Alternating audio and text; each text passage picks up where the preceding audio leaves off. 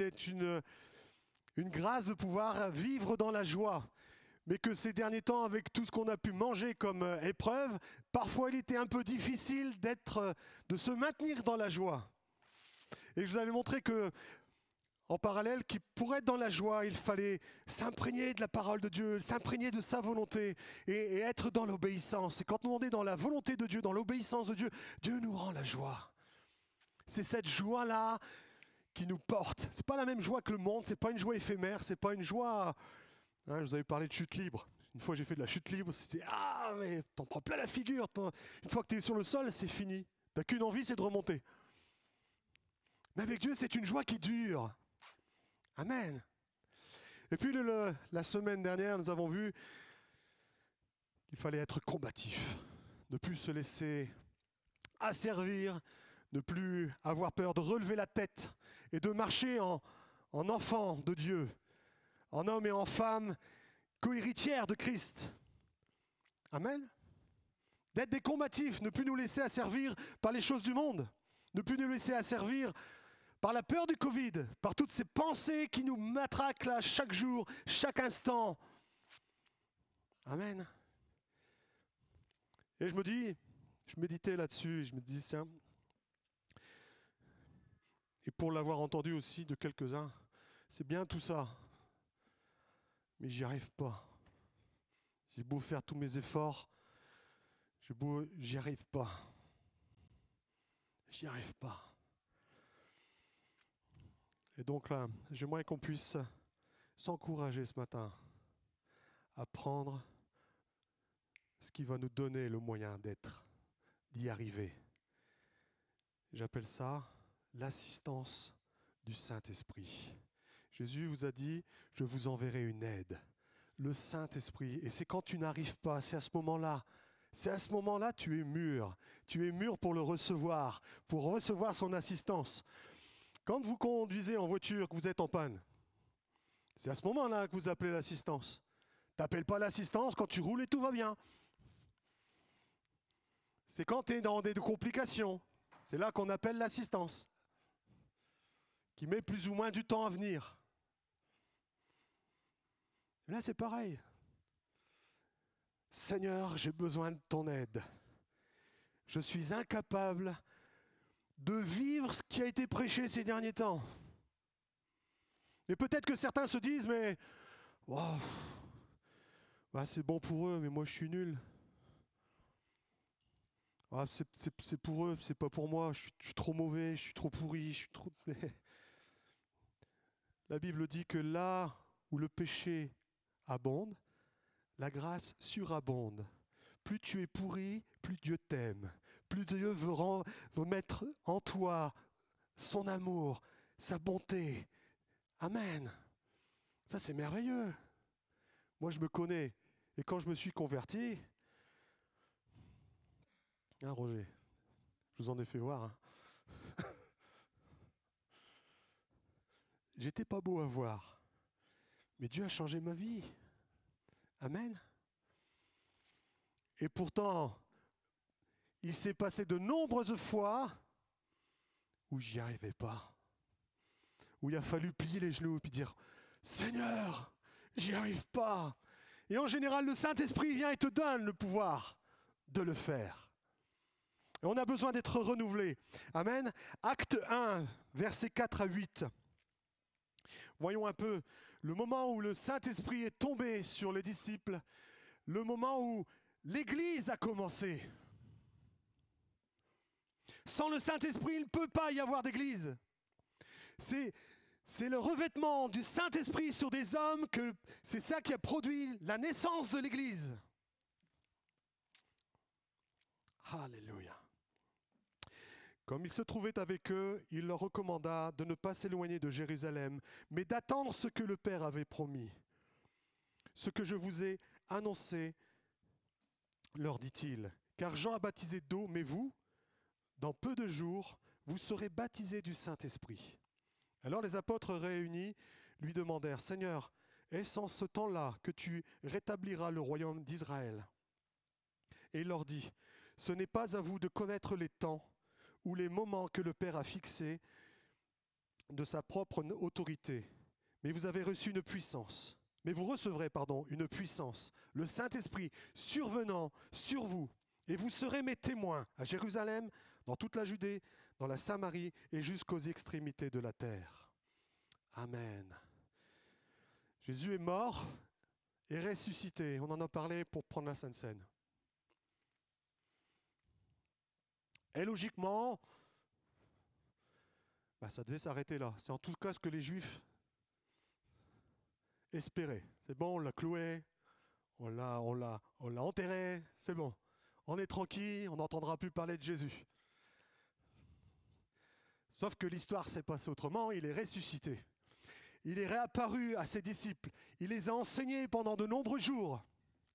Et là, au moment, juste avant de partir, il leur dit « Attendez ce qui vous a été promis, le Saint-Esprit. Vous serez baptisés du Saint-Esprit. » Amen. Qui est baptisé du Saint-Esprit maintenant? J'aurais pu te poser la question à l'inverse. Qui ne l'est pas? On a besoin d'être baptisés tous du Saint-Esprit. C'est à ce moment-là que l'Église a démarré. Amen. Je vous parle du baptême, du renouvellement du Saint-Esprit. On a vraiment besoin de vivre cela. Je ne vous parle pas, parce qu'il y a deux choses complètement différentes. La nouvelle naissance et le baptême du Saint-Esprit. Jean 3, versets 3 à 6. J'aimerais que les choses soient claires. Je sais qu'il y a beaucoup de doctrines qui sont publiées là-dessus, mais c'est celle-ci dont ici on adhère en tout cas. Jésus leur dit, en vérité, je te le dis, si un homme ne naît de nouveau, il ne peut voir le royaume de Dieu. Nicodème lui dit, comment un homme peut-il naître quand il est vieux? Peut-il rentrer dans le sein de sa mère et naître? Jésus répondit, en vérité, je te le dis. Si un homme ne naît d'eau et d'esprit, il ne peut rentrer dans le royaume de Dieu. Ce qui est né de la chair est chair, et ce qui est né de l'esprit est esprit. Amen. La nouvelle naissance est incontournable. Incontournable pour rentrer dans le royaume des cieux. Si tu n'es pas né de nouveau, tu n'es pas sauvé. J'ai déjà entendu des doctrines dire « Si tu n'es pas baptisé du Saint-Esprit, tu ne parles pas en langue, tu n'es pas sauvé. » Mais c'est marqué où ça? C'est la nouvelle naissance. Ne confonde pas. Baptême du Saint-Esprit, nouvelle naissance. Tu es né de nouveau. On va voir ce que ça veut dire. 1 Corinthiens 12, verset 3. C'est pourquoi je vous déclare que nul, s'il parle par l'Esprit de Dieu, ne dit Jésus est anathème, et que nul ne peut dire Jésus est le Seigneur, si ce n'est par l'Esprit. Autrement dit, on ne peut pas offrir un culte à Christ, on ne peut pas aimer profondément Christ si on n'a pas été né de nouveau. On ne peut pas entretenir une relation avec Dieu profonde, avoir cette relation d'amour avec Dieu, si on n'est pas né de nouveau. Depuis Adam et Ève, il y a comme une malédiction sur l'humanité qui est incapable de se tenir dans la présence de Dieu. Seul Jésus nous a renoués avec la présence du Père. Le voile a été déchiré, donc il y avait à nouveau accès au lieu très saint. Et le lieu très saint est dans nos cœurs. Nous sommes le temple du Saint-Esprit. On a vu ça encore la semaine dernière. Hein? Nous sommes le temple du Saint-Esprit. Voyons, Jésus lui-même nous a montré l'exemple. Marc 1, versets 9 à 11.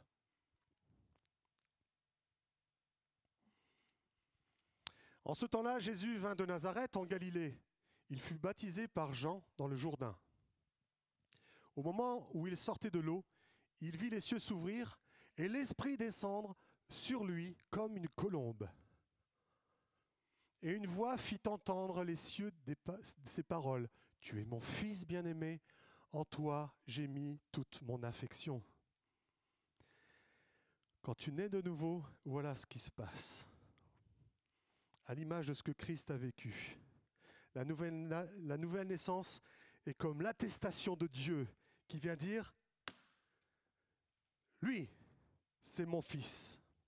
Elle, c'est ma fille. une attestation comme quoi tu es enfant de Dieu. La nouvelle naissance vient attester que tu es un enfant de Dieu. Dieu t'adopte. Amen. Ça, c'est bon, ça. Mais rien que ça, de méditer là-dessus, c'est de dire, mais Dieu a pensé à toutes choses. Nous étions voués à la perdition et Dieu fait de nous ses enfants. C'est pas rien. C'est pas rien comme statut. Je m'adressais surtout aux mamans. Toutes gentilles que vous êtes. Qu'est-ce qui se passe si quelqu'un s'en prend à vos enfants?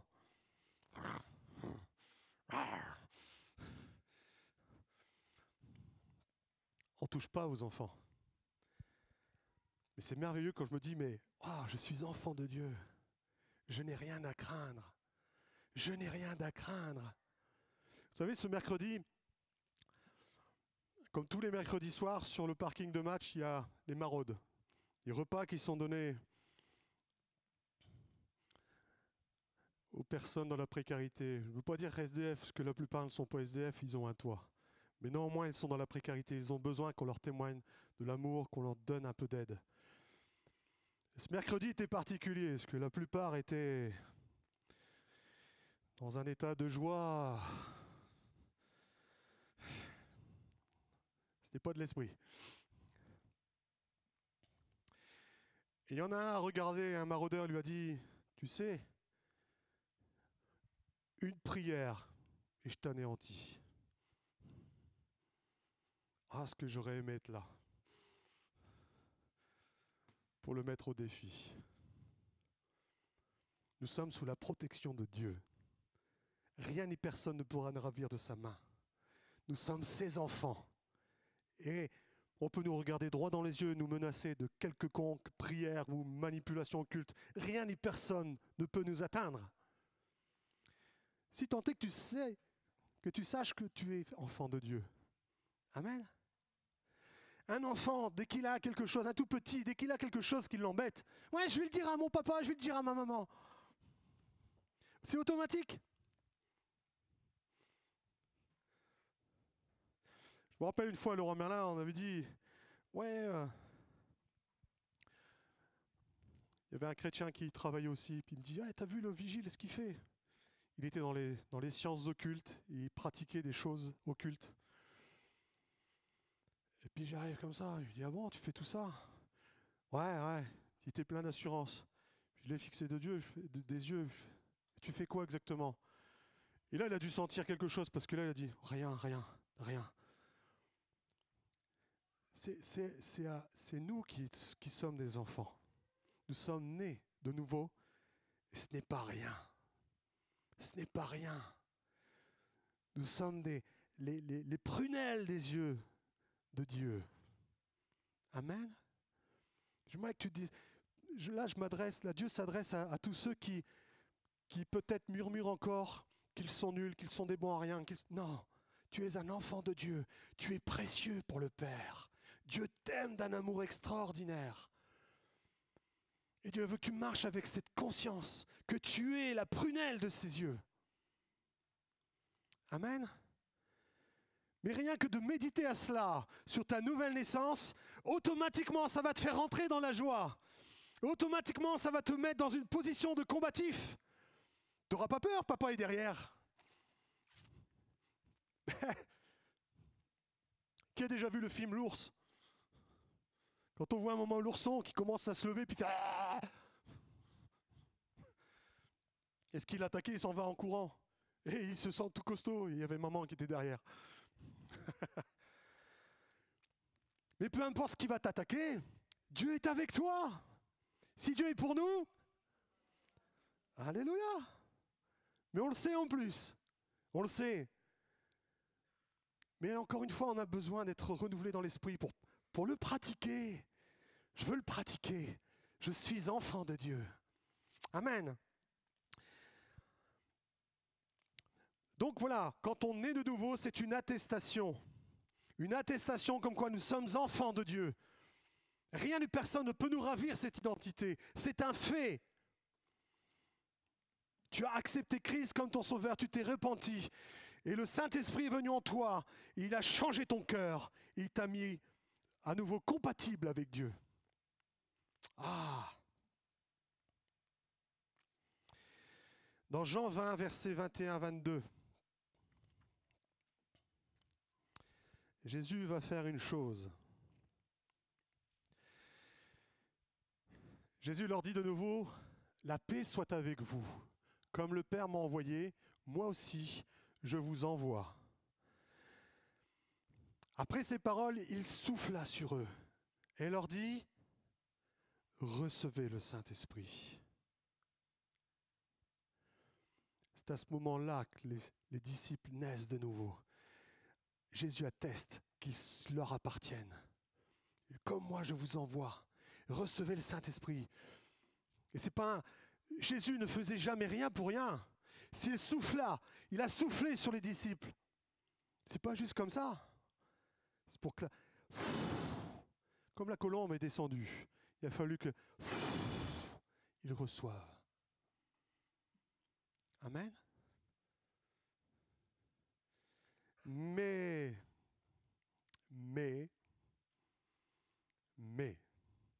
c'est un peu comme la formation que j'ai suivie, c'est l'image qu'il donnait.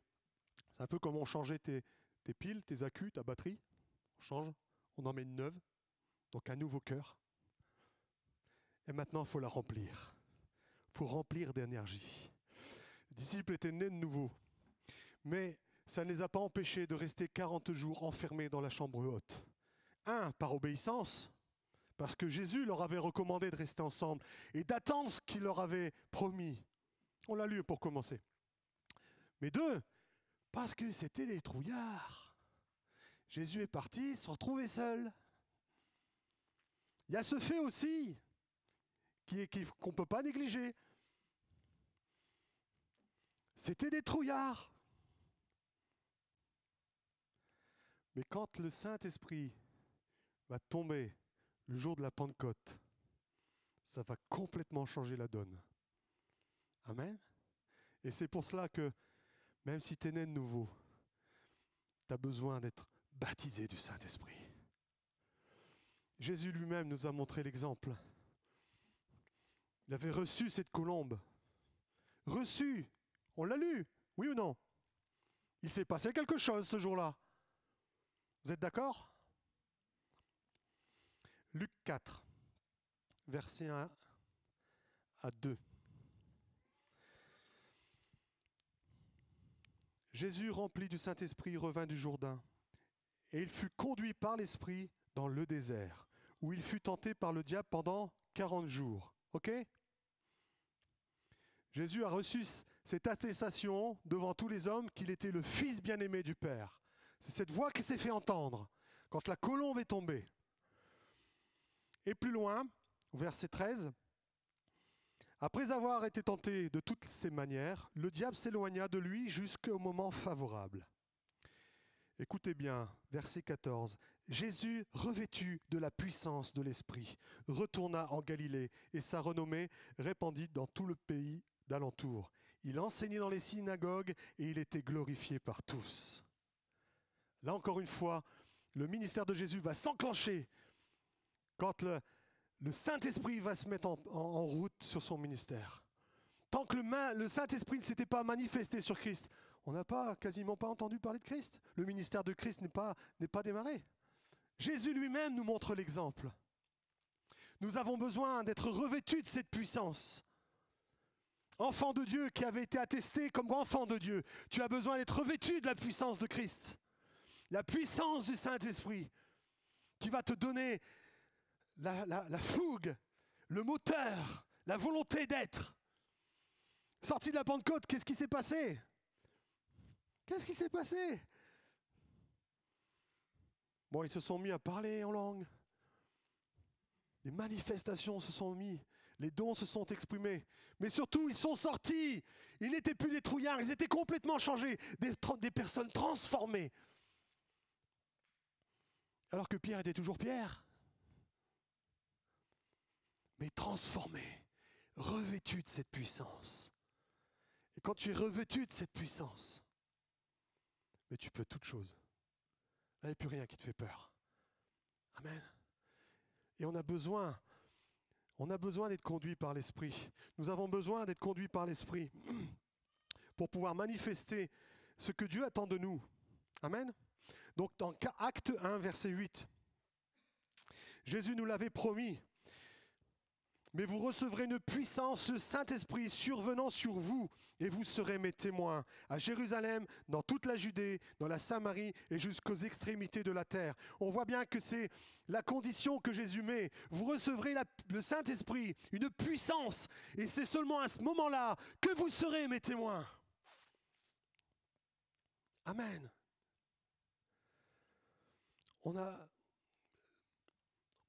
On est dans l'obligation d'être rempli, revêtu, la puissance du Saint-Esprit. Tous et toutes. Et c'est promis à tous ceux qui sont nés de nouveau, tous ceux qui ont reçu cette attestation qu'ils sont enfants de Dieu. Amen. Alléluia.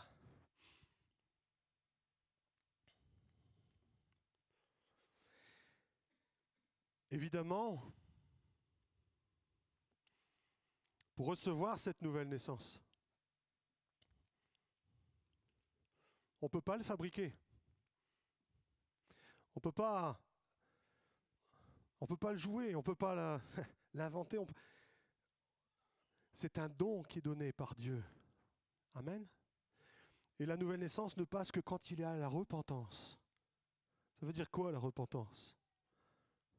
C'est quand je lis ce qui est marqué dans la parole de Dieu, qui me montre, ce que je lis me montre que je suis dans l'erreur, que je suis pécheur.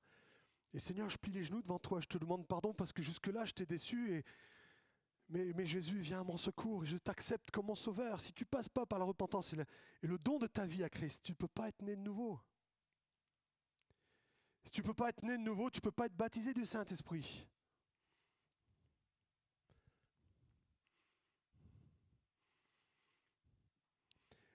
Tout passe à chaque fois par l'obéissance. Je vous ai parlé de la joie et que ça passait par l'obéissance. Amen. Mais tu ne peux pas. Tu ne peux pas être baptisé du Saint-Esprit si tu n'es pas dans l'obéissance.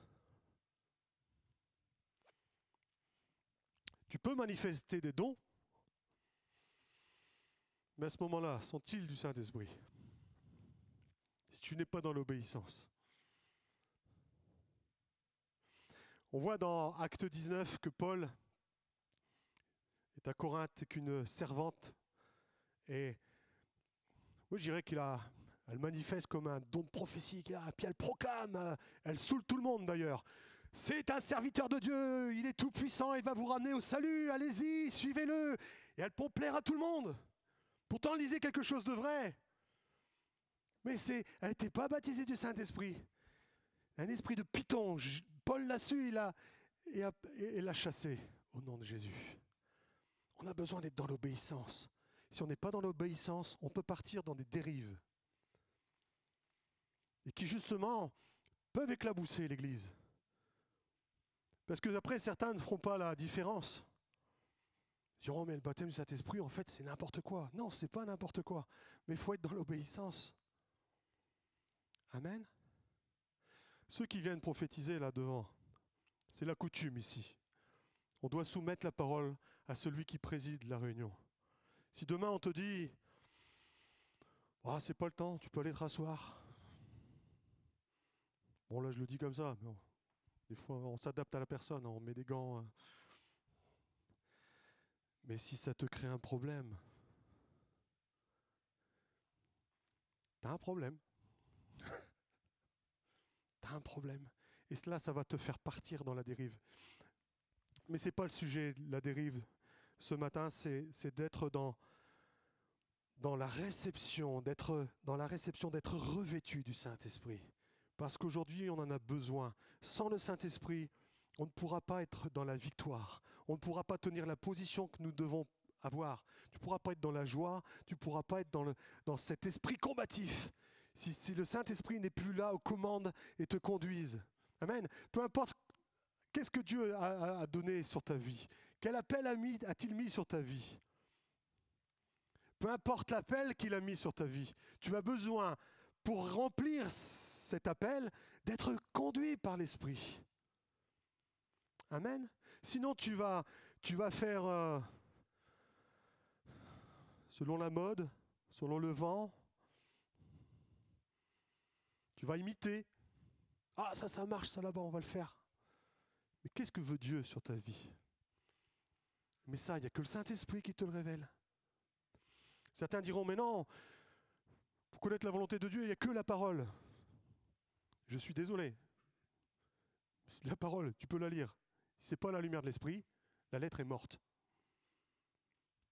La preuve en est, les pharisiens la connaissaient par cœur. C'était les experts de la parole. Ont-ils cartonné en Dieu? Rien. Au contraire, ils avaient tout faux. À chaque fois, ils se prenaient le chou avec Jésus.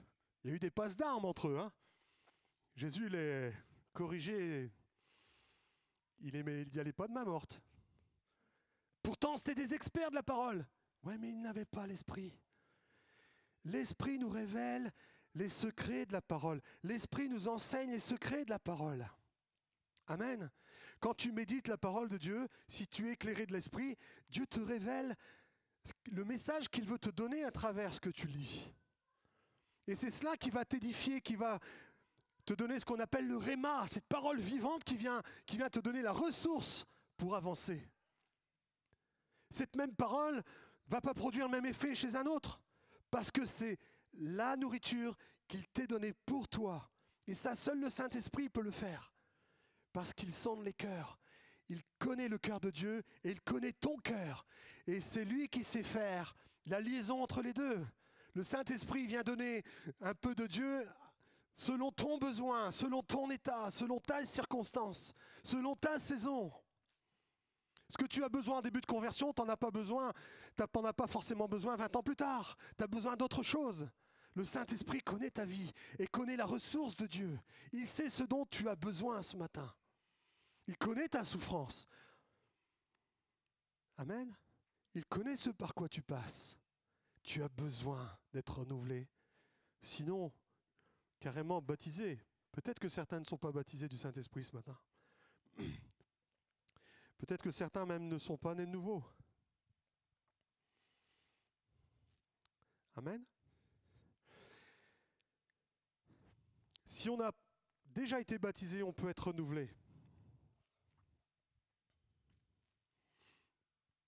On voit bien que dans Acte 4, les disciples vivent un nouvel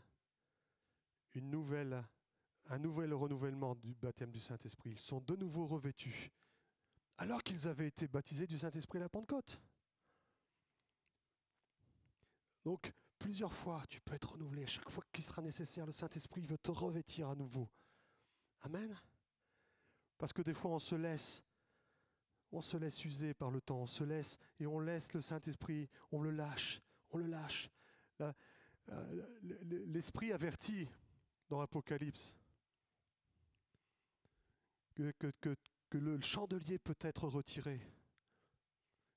Paul dira, n'éteignez pas l'Esprit qui est en vous. Donc ça, on peut l'éteindre avec les circonstances de la vie, on peut l'éteindre si l'on s'assoupit. Mais ces derniers temps, on a une volonté, c'est de se réveiller. Amen. Qui veut se réveiller? Qui veut être renouvelé ce matin? À moins que j'ai affaire à des chrétiens qui savent tout faire, qui n'ont que des victoires. Ah non, nous on n'a pas de problème, va prêcher ailleurs Bruno. Bien-aimés, nous avons besoin que Dieu nous parle à travers sa parole, à travers les messages de prophétie qui sont donnés, pas à travers les paroles de connaissance. On a besoin du Saint-Esprit pour cela. Amen. On a besoin du Saint-Esprit. Paul avait besoin du Saint-Esprit pour accomplir son ministère. Même si tout va bien en ce moment dans ta vie, mais tu en es où par rapport à l'appel que Dieu a mis sur ta vie? Tu en es où? Paul lui-même se laissait conduire par l'Esprit. À un moment donné, il a été empêché par l'Esprit. Il a reçu ce songe, cette vision. Viens en Macédoine. Alors qu'il avait déjà un plan bien précis dans sa vie. Je vais aller là, je vais prêcher là, je vais lancer là, je vais faire là. Là, j'ouvrirai une église, là, là. Non, va en Macédoine. Il a fallu que le Saint-Esprit se manifeste pour que Paul puisse aller faire la volonté de Dieu. Et c'est de cela que nous avons besoin. La plupart des chrétiens en général ne sont plus conduits par l'Esprit. On tâtonne. Ça passe. Il ne faut pas tâtonner. La Bible dit, tout ce qui n'est pas fait avec le fruit d'une conviction est... Pourquoi? Parce qu'on n'a pas cette assurance reçue par le Saint-Esprit, donc on tâtonne, et à coups de temps en temps, de toute façon, si on n'est pas conduit par l'Esprit, tôt ou tard, on se prend une gamelle. Parce qu'on ne fait pas ce que Dieu fait. Et la vie de la foi n'est pas une vie roulette russe. Ah, faut pas trop parler russe en ce moment. Hein.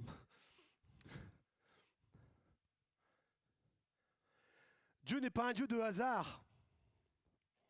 Je sais qu'on a eu un message il y a peu de temps de Philippe qui nous a parlé sur le tirage au sort. Dans certaines circonstances, dans l'Église, dans la vie d'Israël, il y a eu des tirages au sort. Mais la conduite de ta vie ne doit pas se faire au tirage au sort. Elle doit être sous la conduite de l'Esprit.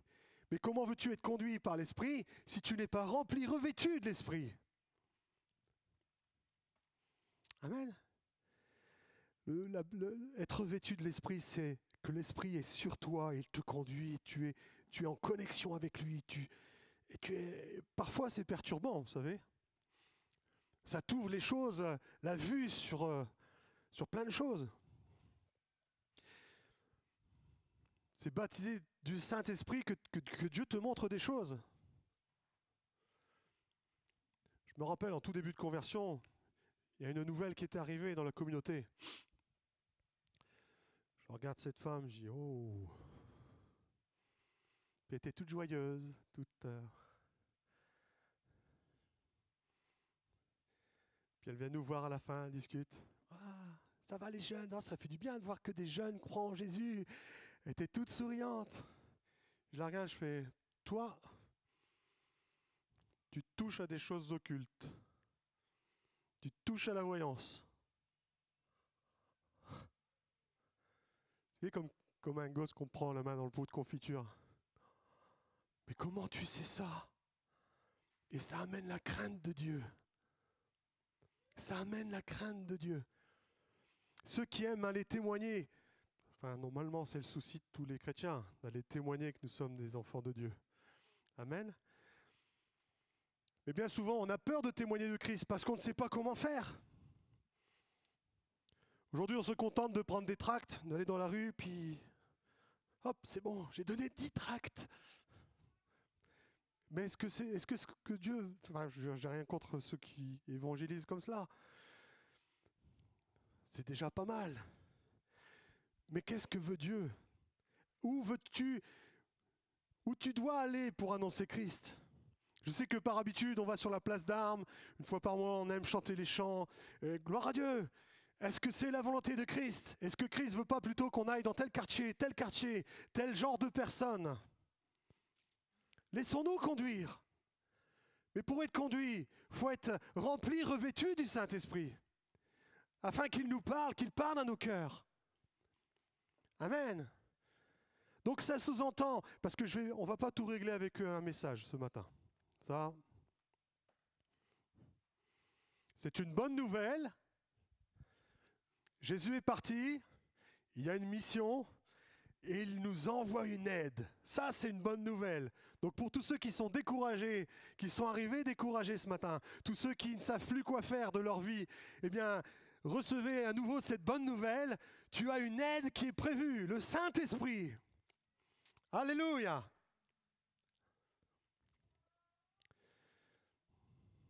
Mais derrière, ça doit nous conduire à quoi? À rester dans cette présence du Saint-Esprit. Peut-être que la vie t'a cassé, a cassé ton rythme de vie. Peut-être que aujourd'hui, tu ne pries plus, tu ne lis plus ta Bible. Tu Il faut prendre sur toi pour aller le dimanche, aller au culte. Il faut que j'y aille parce que je sais que c'est bon pour moi. Mais franchement, Seigneur, tu connais mon état en ce moment. Ah là là, puis il m'a demandé de faire la Sainte Seine. Oh là là là. Mais certains sont dans cet état ce matin. Mais tu as besoin d'être puissamment renouvelé. Mais ça, seul le Saint-Esprit peut te renouveler. C'est pas moi qui vais le faire. Je peux te rendre visite 50 fois. Si le Saint-Esprit n'agit pas, il ne se passera rien. Amen. Et aujourd'hui, on a besoin de remettre le Saint-Esprit aux commandes de l'Église. C'est lui qui conduit toutes choses. C'est lui qui doit conduire nos vies. C'est lui qui doit nous inspirer, qui doit nous parler, qui doit nous diriger. Et sommes-nous prêts à lui obéir? Allô? Moi, j'attendais un grand « ouais ». Sommes-nous prêts à l'entendre? Déjà d'une. Mais sommes-nous prêts à obéir? Ah. Parce qu'à coup sûr, il va nous envoyer là où on ne voulait pas aller. Peut-être tu voudras aller en Asie, mais tu vas te retrouver en Macédoine. Eh oui.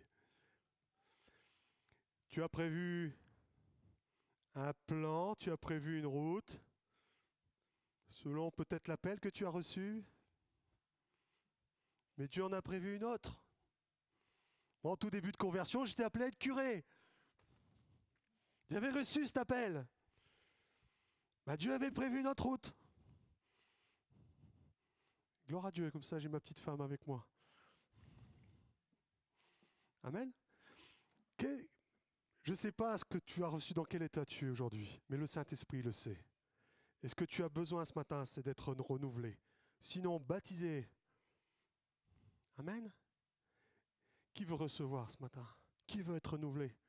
Afin de pouvoir rentrer dans cette joie, afin de retrouver cet état combatif, afin de retrouver cette Église forte, puissante, qui va de l'avant, qui est sel et lumière dans cette terre. Le monde a besoin de nous. Ils n'ont pas besoin de Macron, ou de Zemmour, ou de Pécresse et tutti quanti. Ils ont besoin de l'Église. Ils ont besoin du sel et de la lumière. C'est de cela dont ils ont besoin. Ils ont besoin de recevoir aussi ce sceau qu'ils sont enfants de Dieu. Ils ont besoin de rentrer dans cette nouvelle naissance. Et seulement si l'Église leur témoigne, seulement si on leur donne ce message de la bonne nouvelle, alors seulement ils pourront rentrer dans ce plan divin. Mais vous serez mes témoins. C'est le principal but de l'Église. Être des témoins sur cette terre. Pas simplement nous faire du bien comme là ce matin, ensemble. On est bien ensemble. Je suis le premier à être content d'être là ce matin. Mais le plus gros de notre travail, c'est d'être à genoux, devant Dieu, revêtu du Saint-Esprit. Je reçois les directives du Saint-Esprit. Et je me mets en marche. Ouais. Je me mets en route.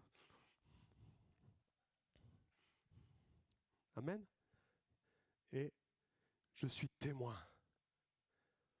Et je vais chercher les captifs. Je vais les arracher de cette mort qui leur est destinée. Je vais les arracher à salut, avec l'assistance du Saint-Esprit. C'est la conséquence. Ils étaient assidus tous les jours au temple. Et chaque jour, Dieu ajoutait... Allô? Les âmes de ceux qui étaient sauvés. Amen. C'est le processus de l'Église. Nous ne sommes pas un club fermé. Nous devons nous multiplier. Amen. C'est notre appel, c'est l'appel de cette Église. On n'est pas appelé à devenir une Église de 3000 membres. Mais dès que les chaises seront remplies, comme une ruche, il faudra s'aimer. Il faudra s'aimer. Mais comment s'aimer? Où s'aimer? Avec qui s'aimer? Ça, c'est l'affaire du Saint-Esprit, c'est lui qui va nous conduire. C'est pour ça qu'il nous faut être à l'écoute du Saint-Esprit. Amen. Alléluia. J'aimerais que le groupe de louanges me rejoigne.